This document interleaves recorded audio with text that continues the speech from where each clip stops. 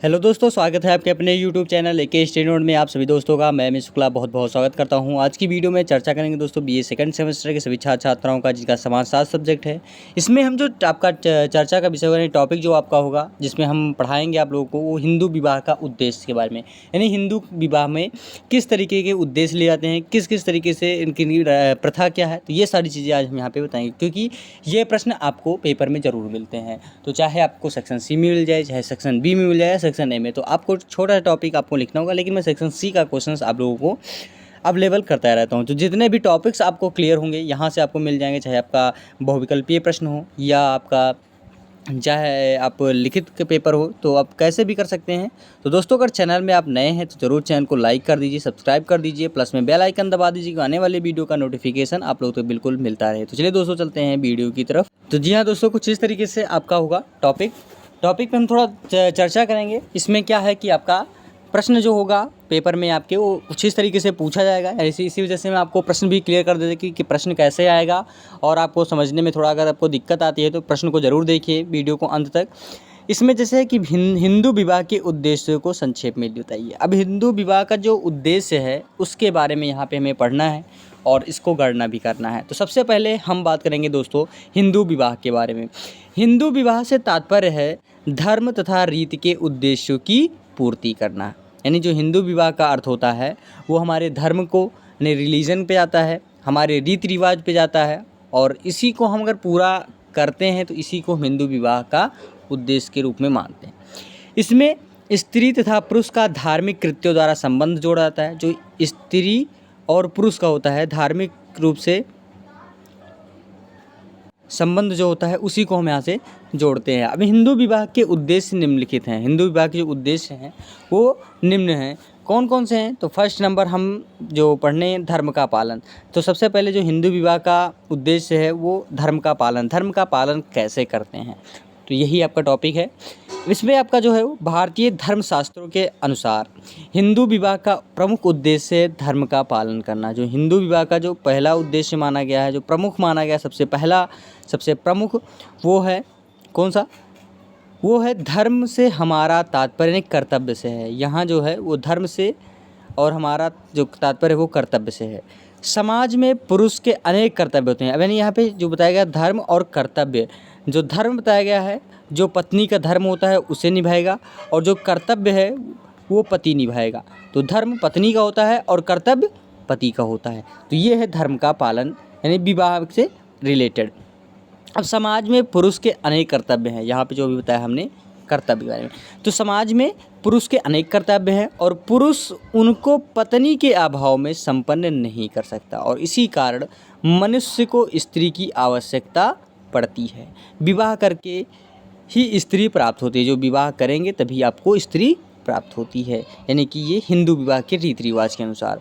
Second topic आपका आता है पंच महायज्ञों का संपन्न करना। जो पंच महायज्ञ है उसको संपन्न कैसे किया जाता है, ये भी आपका एक उद्देश्य है। इसमें क्या है, इसका उद्देश्य क्या है दोस्तों, कि 25 वर्ष की आयु के उपरांत व्यक्ति गृहस्थाश्रम में प्रवेश करता है।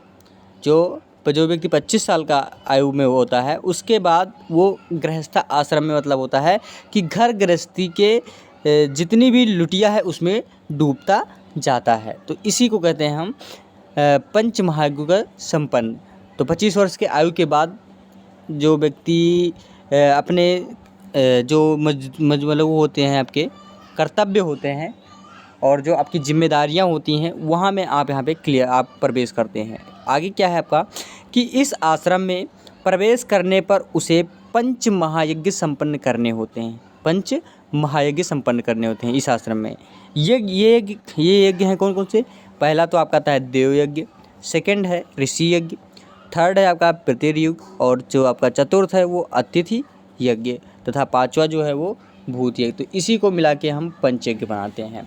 अब व्यक्ति का अनेक लोगों के प्रति कर्तव्य होता है। यहाँ यज्ञ का अर्थ है कर्तव्य माना गया। जो यहाँ जो है वो यज्ञ का जो कर्तव्य बताया गया है, यानी अर्थ जो बताया गया है भाई, वो है कर्तव्य। और इन कर्तव्यों को पूरा करने में प्रतिबंध यह लगाया गया है कि अब पुरुष अपनी स्त्री के अभाव में इन यज्ञों को पूरा नहीं कर सकता है। और इसी कारण विवाह करना आवश्यक माना गया है। तो ये आपका पंचयज्ञ होता है। उसके बाद फिर आता है यौन सुख प्राप्त करना। थर्ड क्या है? यौन सुख प्राप्त करना। विवाह का एक उद्देश्य जो है वो यौन सुख प्राप्त करना भी माना गया है। इसमें क्या है कि हिंदू समाज संगठन में 4 पुरुषार्थ माने गए हैं। 4 पुरुषार्थ कौन कौन से माने गए? इनमें से एक पुरुषार्थ है काम, काम भी है, और व्यक्ति के लिए काम अथवा काम यानी कि वासना, काम वासना की पूर्ति भी शरीर को स्वस्थ रखने के लिए आवश्यक मानी गई है। तो क्योंकि व्यक्ति के व्यक्तित्व के विकास के लिए काम इच्छा पूरी करना आवश्यक है, परंतु हिंदू धार्मिक ग्रंथ काम वासना को प्रधान नहीं मानते हैं। इसको भी एक कर्तव्य के रूप में मानता है। हमारे यहाँ गर्भाधान एक धार्मिक संस्कार माना गया है और यह एक धार्मिक कृत्य है। इसे भी जिसे भी व्यक्ति का कर्तव्य माना गया है। 4th नंबर है आपका संतानोत्पत्ति। आपका है संतानोत्पत्ति। इसमें जो संतानोत्पत्ति है यह स्पष्ट है। उत्पत्ति में क्या है? यह इसमें आपका जो चौथा उद्देश्य बताया गया है इसमें है कि यह स्पष्ट है कि हिंदुओं में गर्भाधान संस्कार एक आवश्यक संस्कार है और इसको अपनी विवाहिता स्त्री के साथ संपन्न किया जाता है। हिंदू दर्शन के अनुसार संतान उत्पन्न करना एक आवश्यक कार्य है और पुत्र ही पिता को नरक में जाने से रोकता है। पुत्र ही अनेक कार्यों को धार्मिक रीति से संपन्न करता है। पुत्र ही पितरों को शांति देता है, उनका तर्पण करता है। तो ये होता है आपका मनुष्य के यानी कि जो हिंदू विवाह है उसके उद्देश्य थे ये सारे। तो ये 4 उद्देश्य थे, बहुत ही मोस्ट इंपॉर्टेंट। आई होप आपको समझ में आया होगा दोस्तों। वीडियो अच्छी लग रही हो ज़रूर लाइक करें। अब जो नेक्स्ट टॉपिक है आपका सीमांत एवं छोटे किसान का अर्थ स्पष्ट कीजिए। अब नेक्स्ट क्वेश्चन जो है आपका वो सीमांत एवं छोटे किसान का अर्थ। अब जो सीमांत किसान होते हैं यानी जो सीमांत एवं छोटे किसान जो हैं उनके बारे में यहाँ पे आपको लिखना है, उनका अर्थ क्या है। तो सबसे पहले हम सीमांत किसान एवं छोटे किसान का अर्थ समझेंगे। उत्तर में आएगा आपका सीमांत किसान एवं छोटे किसान का अर्थ। इसमें लिखेंगे आप लोग कि सीमांत किसानों से तात्पर्य ऐसे किसानों से है जिनके पास 1 हेक्टेयर से कम भूमि है। जो सीमांत किसान होते हैं उनसे तात्पर्य है कि जिनके पास 1 हेक्टेयर से कम भूमि होती है और 1 हेक्टेयर से 2 हेक्टेयर तक की भूमि वाले लघु किसान और 2 से 4 हेक्टेयर वाले अर्ध मध्यम, 4 से 10 हेक्टेयर वाले मध्यम एवं 10 हेक्टेयर से अधिक वाले भूमि वाले बृहद किसान माने जाते हैं। देश में 12% सीमांत, 14% लघु, 21% अर्ध मध्यम और 30% मध्यम और 23% बृहद ज्योति यानी कि लार्ज होल्डिंग्स जिसे कहते हैं। बृहद ज्योति का मतलब होता है लार्ज होल्डिंग्स हैं। सीमांत किसान देश में 2.5 करोड़ यानी कि 2.5 करोड़ है। खेतिहर मजदूर, सीमांत किसान एवं छोटे किसान मिलकर कुल ग्रामीण परिवारों में 75% भाग का निर्माण करते हैं और ये सभी ग्रामीण लोग करीब हैं। 1961 ईस्वी में देश में 3.15 करोड़ खेतिहर मजदूर एवं 9.95 करोड़ किसान थे। 1971 की जनगणना के अनुसार देश में खेतिहर मजदूरों की संख्या जो हो गई वो 4.7 हो गई करोड़ और 1981 की जनगणना के अनुसार देश में 5.6 करोड़ खेतिहर मजदूर हो गए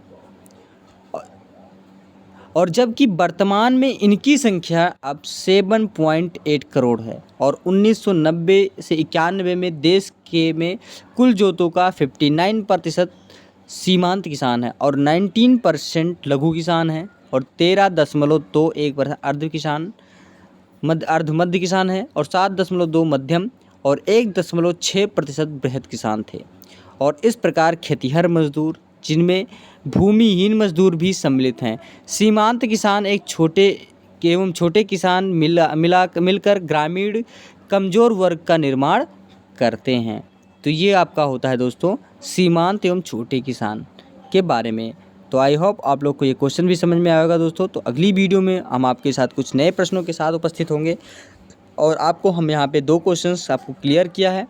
तो अब सबसे मोस्ट पॉइंट दोस्तों ये है कि आपको अगर वीडियो अच्छी लगी हो तो ज़रूर लाइक कर दीजिए, सब्सक्राइब कर दीजिए और एक दूसरे को वीडियो को भी शेयर कर दीजिए कि इतना हम आप लोगों के साथ मेहनत करते हैं, आपको जागृत करते हैं, तो आप लोग हमें भी थोड़ा ऊँचा करने का प्रयास करें। जो हम आप लोगों के बीच में रह कर के हम अपना जो उद्देश्य है उसको और बढ़ाने का प्रयास करें।